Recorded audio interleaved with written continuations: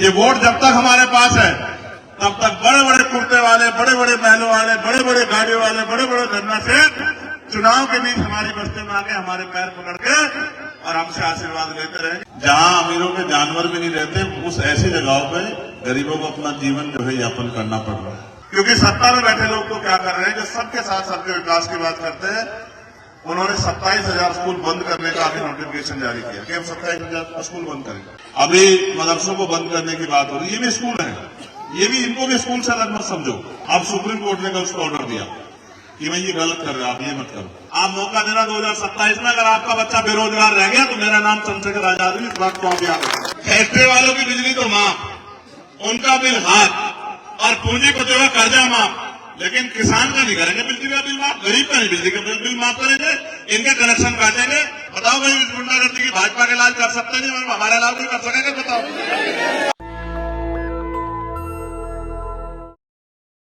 आप ये भी जानते हैं कि हम किसी के खिलाफ नहीं, हम तो उनके लिए लड़ाई लड़ रहे हैं जिनको आज भी इंसान नहीं माना जा रहा है, जिनके साथ जुल्म हो रहा है, जो रोटी कपड़ा मकान के भी मोहताज है। और ये घर इस बात की गवाही दे रहे हैं। आप अपनी गर्दन उधर करके देखो, आपको पता लगेगा। जहां अमीरों के जानवर भी नहीं रहते, उस ऐसी जगहों पे गरीबों को अपना जीवन जो है यापन करना पड़ रहा है। एक मां मिली थी अभी थोड़ी दूर पीछे, यहां साथ होगी, उसके पैरों में चप्पल नहीं थे, हाथ में फूल थे। जहां वो खड़ी हुई थी वहां खूब कीचड़ था। देख के तो बड़ी तकलीफ होती है कि क्या कर दूं, लेकिन अभी मेरे हाथ में वो ताकत नहीं। लेकिन मैं ये समझता हूं, जिस उम्मीद से हम लोग काम करें, जिस उम्मीद से हमारी पार्टी के लोग काम कर रहे हैं, मैं जिला कमेटी का, प्रदेश कमेटी का, दोनों संगठनों के और भाई रविंद्र भाटी जी का, सबका बहुत बहुत धन्यवाद करता हूं, क्योंकि उन्होंने हमेशा मेरी बात पर पहरा देके मुझे ताकत देने का काम किया। आज हमारे बीच में ये जो कार्यक्रम है, ये कुछ दलों के लिए सिर्फ ये चुनावी कार्यक्रम है कि वोट डालने हैं और परिवर्तन करना है या उन्हीं हालातों में रहना है जिनमें रहना है, लेकिन हमारे लिए ये जंग है। हालात बदलने के लिए लड़ना पड़ेगा। बिना लड़े कुछ मिलता नहीं है, मांगने से भीख मिलती, अधिकार छीनने पड़ते हैं। बाबा साहब अम्बेडकर अपने 4 बच्चों की कुर्बानी से हमें सबसे बड़ा हथियार देंगे, वो है हमारी वोट। ये वोट जब तक हमारे पास है तब तक बड़े बड़े कुर्ते वाले, बड़े बड़े महलों वाले, बड़े बड़े गाड़ियों वाले, बड़े बड़े धरना से चुनाव के बीच हमारी बस्ती में आके हमारे पैर पकड़ के और हमसे आशीर्वाद लेते रहेंगे। हमें दादी, हमारी घर की महिलाओं को दादी, चाची, ताई, पता नहीं क्या क्या, भाई, चाचा, ताऊ, दादा बोलते रहेंगे, लेकिन चुनाव के बाद 5 साल कोई हमारी बस्तियों में दिखाई नहीं देगा, गरीबों की बस्तियों में दिखाई नहीं देगा। क्योंकि सत्ता में बैठे लोग तो क्या कर रहे हैं, जो सबके साथ सबके विकास की बात करते हैं, उन्होंने 27,000 स्कूल बंद करने का अभी नोटिफिकेशन जारी किया कि हम 27,000 स्कूल बंद करेंगे। आप ईमानदार से बताओ, सरकारी स्कूल में किसका बच्चा जाता है? गरीब का, किसी अमीर का तो नहीं जाता। बाबा साहब ने क्या कहा हमें, हम 12 बाबा साहब ने हमें पहला नारा ही क्या दिया, शिक्षित बनो। जब हमारा बच्चा पढ़ेगा ही नहीं तो 400 रुपए की मजदूरी करके क्या अपना घर बना पाएगा 10 साल में, 20 साल में? या 4 रुपए वाली दे पाएगा? मैं बुनियादी बात कर रहा हूं। वो ये चाहते हैं कि हम गुलाम बन के देश में जिए, और हम ये चाहते हैं कि हम गुलामी की बेड़ियां काट के इज्जत की जिंदगी अपने लोगों को दे, हर आदमी को दे, ये उनका अधिकार रहता है। हम सब के लिए लड़ते हैं, किसानों के लिए लड़ते हैं, महिला बहनों के लिए लड़ते हैं, पहलवानों के लिए लड़ते हैं, नौजवानों के लिए लड़ते हैं, हर आदमी के लिए लड़ते हैं। इस पर जुल्म होता है और तब तक लड़ते रहेंगे जब तक हमारे शरीर में लहू का आखिरी कतरा है, क्योंकि हमारे गुरुओं, संतों, महापुरुषों ने हमें सिखाया और हम अपनी ड्यूटी को कर रहे हैं। आज मेरे संज्ञान में एक बात आई थी, भाई अंग्रेज जी की प्रतिमा लगी है, प्रतिमा कहीं लगे तो उसका सम्मान होना चाहिए, उस पर एक छतरी लगनी है। मैं ये, मेरी हैसियत इतनी नहीं है, लेकिन मेरी तनख्वाह है, मैं अपनी तनख्वाह से छतरी को लगाऊंगा, इस बात का मैं आप लोगों से वादा अपनी तनख्वाह से, किसी का नहीं, कोई जिंदाबाद नहीं, ये मेरा काम। मैं तो जो करना चाहता हूं शहीदों के लिए जिन्होंने संघर्ष किया, वो मैं करके दिखाऊंगा। आज मेरी हैसियत नहीं है वो, लेकिन जैसे जैसे आप लोग मुझे ताकत दोगे इस लड़ाई को लड़ने की, फिर मैं आपको दिखाऊंगा कि मैं क्या कर सकता हूं। अभी मदरसों को बंद करने की बात हो रही है, ये भी स्कूल है, ये भी, इनको भी स्कूल से अलग मत समझो, ये भी स्कूल है। अब सुप्रीम कोर्ट ने कल उसको ऑर्डर दिया कि मैं ये गलत कर रहा हूं, आप ये मत करो।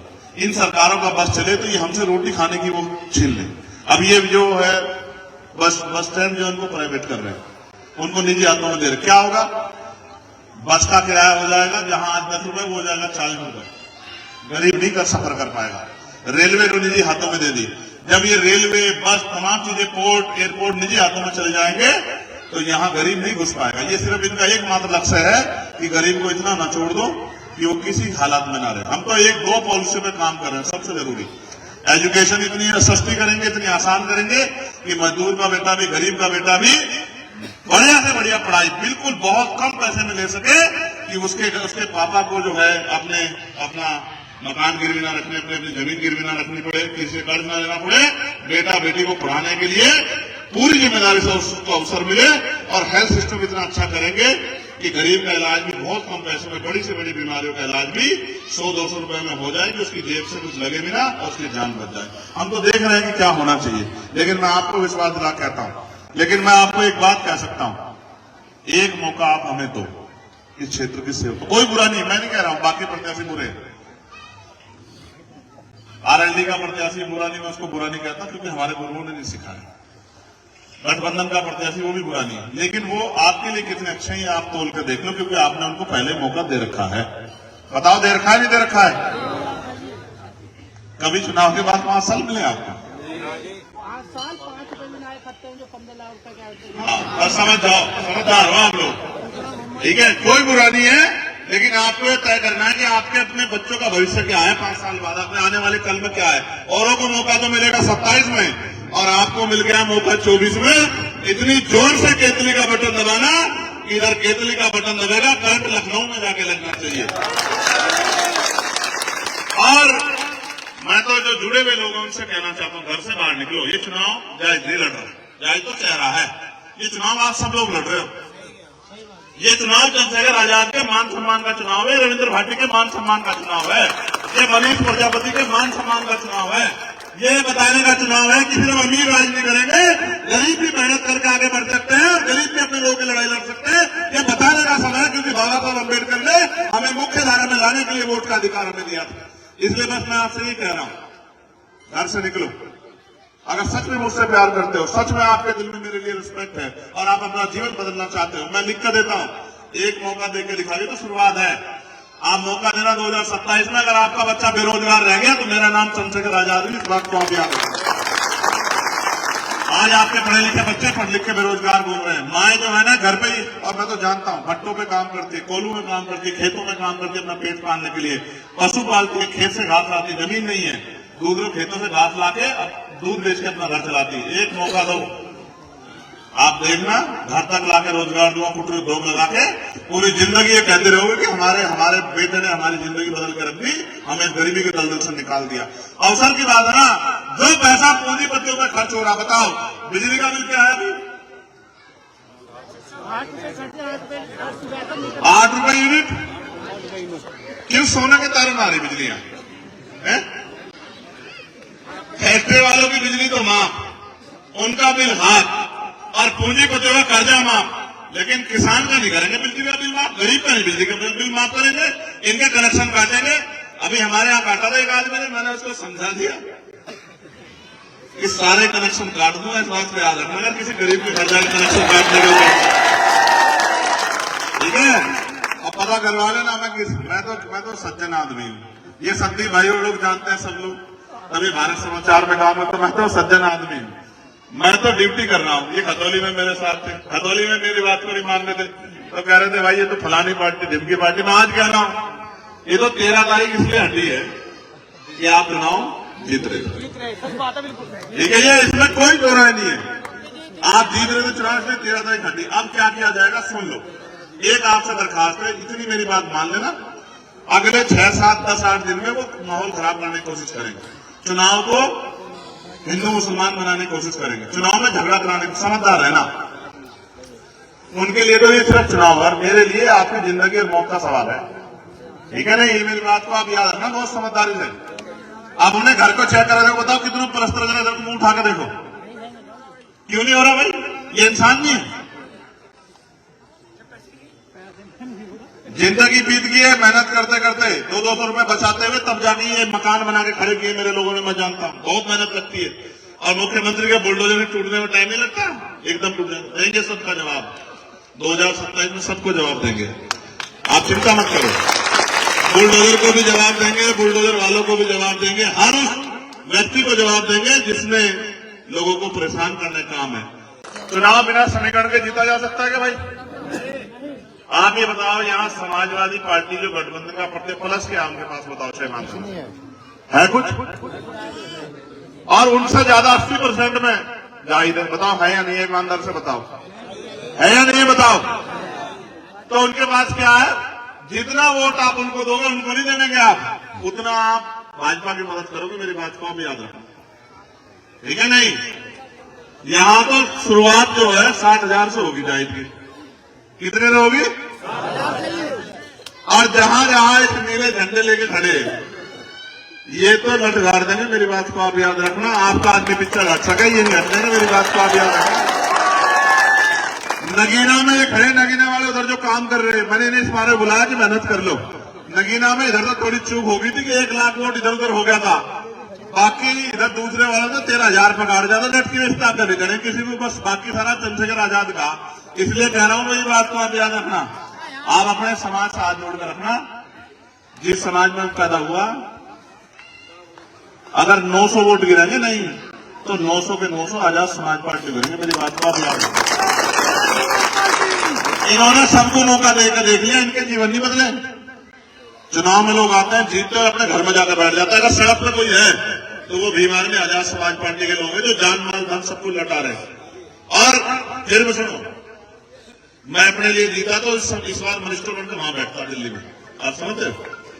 ये 4 गोली नहीं खाता मैं, मेरी जान के पीछे इस बार पड़े। इनको पता कि ये आदमी जिस दिन मजबूत हो गया उस दिन से ये नफरत की, सांप्रदायिकता की राजनीति खत्म हो जाएगी। ठीक है? सिर्फ इसलिए। और मेरी एक बात और याद रखो, जिस दिन से खिलाफत हुकूमत के कार्यक्रम में मुझे बुलाया गया था ना चीफ गेस्ट, वो देश का सबसे बड़ा कार्यक्रम होता है। मुझे भी नहीं पता था, मुंबई में पूरे देश के लोग रहते हैं वहां। जब मुझे बुलाया गया ना, उसमें मुख्य अतिथि बुला गया, मैं सोच रहा था क्यों बुलाया। जब मैं वहां गया तो मुझे पता लगा उन्होंने मुझे क्यों बुलाया। उस दिन से ही मेरे खिलाफ साजिश स्टार्ट होगी कि इस आदमी की तरह रोक लो। रुकनेगा नहीं, ना रुकूंगा, ना बिकूंगा, ना झुकूंगा, बाटा पार करूंगा इस बात दिल्ली किसी दर्जा से के आदमी प्राइमरी स्कूल के मास्टर का बेटा हो, इस पश्चिम का हूं। हम अगर एहसान किसी का लेते हैं तो जड़ सुधा काटते हैं, ठीक है? अगर कोई हमारे लिए 1 कदम चलता तो 100 कदम चलते हैं। मेरी बात को याद रखना। आप किसान लोग हैं, हम तो बीज देख के बता देते हैं कि फसल कितनी जोर की होगी। मैं आपको आज कह रहा हूं, सबको साथ लेके चलेंगे और आपकी भी जिम्मेदारी है। आप सब क्या कहा जोड़कर सबसे कहना कि मौका दो। और जाहिद आप याद रखना, आप ये आर्यमान चौधरी आजा मेरा छोटा भाई जो है, मेरी बात को याद रखना। आप पहले में लोग हैं जब समाज पार्टी के मेहनत करके लगे रहो, हाथ जोड़कर रखो कुछ लोग आकर, ठीक है? आपको रोकने के लिए एडी चोटी के वकील साहब खड़े हैं, एडी चोटी के जोड़ लगा ले, घबराने की जरूरत नहीं है। समझ गए? नहीं समझ गए? भाई बताओ, जाहिद की मदद करोगे नहीं करोगे? ईमानदार से बताओ। अपने आप निकल के लोगों से अपील करोगे नहीं करोगे? बताओ। इतने लोग जोड़ने खाते नहीं, 1 लाख रुपए खर्च करने पड़ेंगे उन्हें, जिम जाकर बैठे हैं उनके इतने लोग आके। मेरी बात को याद रखिए भाई। आए क्या बताओ ईमानदार से? अगर एक आवाज लगा दी, याद है नहीं आपके मुल्क में एक आवाज लगा दी नहीं तो ये अपने से 20 गुना लोग लेके मेरी एक आवाज पर दिल्ली पहुंच जाएंगे। आप इन्हें जानते नहीं हो, मैंने जानता हूं, ठीक है? ये गरीब लोग हैं, ये तो लकीर के फकीर हैं, इनके साथ तो धोखा हुआ है तक। इनकी वोट लेते हैं लोग और मौज काटते हैं। खा संजय, इनकी गेम तो धोखा है। हम खड़े, हम बता रहे बबलू चौधरी हमारे अध्यक्ष यहाँ खड़े, हम जब तक इनके जीवन नहीं बदले, जब तक हम पीछे नहीं हटने से कुछ भी हो जाए। और मौत आ जा, डरते नहीं हम किसी से भी नहीं डरते। और इस गुंडागर्दी का इलाज बताओ, बताओ भाई, इस गुंडागर्दी की भाजपा का इलाज कर सकते नहीं, हमारा इलाज नहीं कर सकेगा? बताओ, हम ही कर सकते नहीं कर सकते? हाँ, हम ही हट सकते हैं, जिक्र हमारे में ही है, ठीक है? बस हिम्मत करके चलियो, घर से निकल के मेहनत करोगे नहीं करोगे? बताओ ना, झुकते 18 दिन सच्चे था नहीं, बिल्कुल हल्की आवाज है, हल्की आवाज में नहीं। नेशनल दस्तक की आपसे गुजारिश है कि अगर इसको बचाना चाहते हैं तो नेशनल दस्तक को सब्सक्राइब करने के लिए रेड कलर के सब्सक्राइब बटन को दबाएं, फिर बेल आइकन की घंटी दबाएं। नेशनल दस्तक को बचाने के लिए बहुत जरूरी है कि हर खबर को शेयर करें, लाइक करें, कमेंट जरूर करें।